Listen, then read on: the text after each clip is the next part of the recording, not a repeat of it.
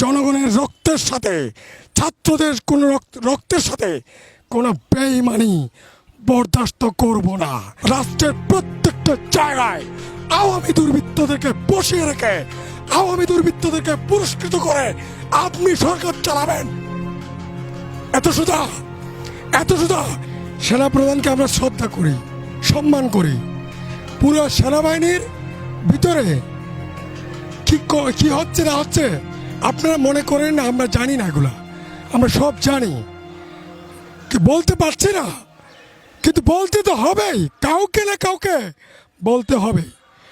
সেনাবাহিনীর ক্যান্টনমেন্টে, ডিবি অফিসে, রাষ্ট্রের গোপন প্রশাসনিক জায়গাগুলোতে আপনারা কয়েক হাজার, 4,500 অপরাধী, খুনি, লুটেরা, দুর্বৃত্ত, দুর্নীতিবাজ আওয়ামী চক্রকে গ্রেপ্তার হেফাজতে নিয়েছেন। কয়দিন হলো? 5 তারিখ থেকে আজকে কয় তারিখ? 25 দিন। 25 দিনের ভিতরে আপনারা যাদেরকে হেফাজতে নিয়েছেন, কেন তাদেরকে মামলা দিয়ে গ্রেপ্তার দেখান নাই?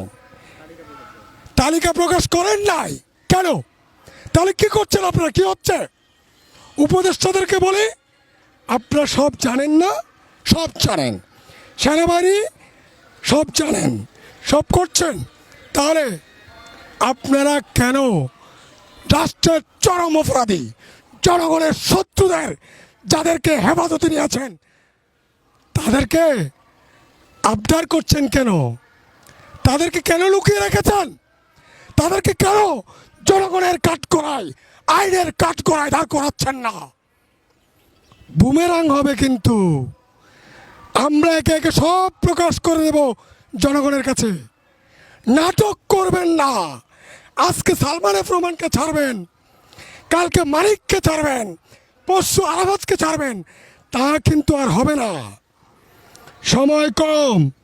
24 ঘন্টার মধ্যে সব লুটেরা, 4,500 খুনি, দুর্বৃত্ত, দুর্নীতিবাজ আওয়ামী লুটেরাদেরকে, যাদেরকে আর্মি হেফাজতে নিয়েছেন, ডিবি হেফাজতে নিয়েছেন, পুলিশ হেফাজতে নিয়েছেন, গোয়েন্দাদের হেফাজতে নিয়েছেন, সকলকে কোর্টে চালান দিবেন। কোর্টে চালান দিবেন। না হলে আমরা গণভবন ঘেরাও করেছি না, গণভবনের ইট খুলে নিয়েছি না, শেখ হাসিনার অস্তিত্ব বিপন্ন করে দিয়েছি না? আপনারা কিন্তু করেন নাই।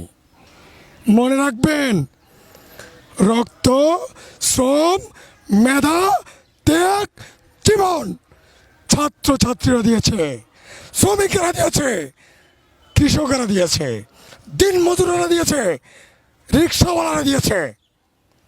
আমাদের সাথে, জনগণের রক্তের সাথে, ছাত্রদের কোনো রক্তের সাথে কোনো বেইমানি বরদাস্ত করব না।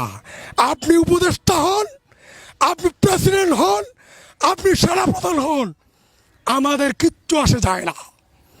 জনগণের কথাই সরকার চলবে। জনগণের কথাই দুর্বৃত্ত, দুর্নীতিবাজদেরকে, যাদেরকে সেনা হেফাজতে নিয়েছেন, ডিবি হেফাজতে নিয়েছেন, গোয়েন্দা হেফাজতে নিয়েছেন, 24 ঘন্টা সময়। রোববারের মধ্যে, আর একটু বাড়িয়ে দিলাম, রোববারের মধ্যে সকলকে যথাযথ মামলা দিয়ে কোর্টে নিয়ে আসবেন। তাদেরকে কোর্ট যার অপরাধ যতটুকু, যে দুর্বৃত্তের অপরাধ, দুর্নীতিবাদের অপরাধ, খুনির অপরাধ, দেশ লুটের অপরাধে, দেশের টাকা পাচার করার অপরাধে কোর্ট তাদেরকে ফাঁসি দিবে, যাবজ্জীবন দিবে বা ছেড়ে দিবে। এটা কোর্টের এখতিয়ার। সাবধান করছি, সহ্য করতে পারছি না। আমি উপদেষ্টাদেরকে হিংসা করছি না, উপদেষ্টাদেরকে বলছি না যে আমাদেরকে এটা দেন সেটা দেন, আমরা বলছি না। আমরা বলছি জনগণ যে রক্ত দিয়েছে সেই রক্তের বিনিময়ে বিপ্লবী সরকার বিপ্লবী কর্মকাণ্ড চালাবে এবং সরকারের ভিতরে বিপ্লবীদের উপস্থিতি নিশ্চিত করবে। রাজনৈতিক অভিজ্ঞ, সৎ, রাজনৈতিক অভিজ্ঞ, প্রশাসনিকভাবে রাজনৈতিক অভিজ্ঞতাকে নিয়ে সরকার চালাবে।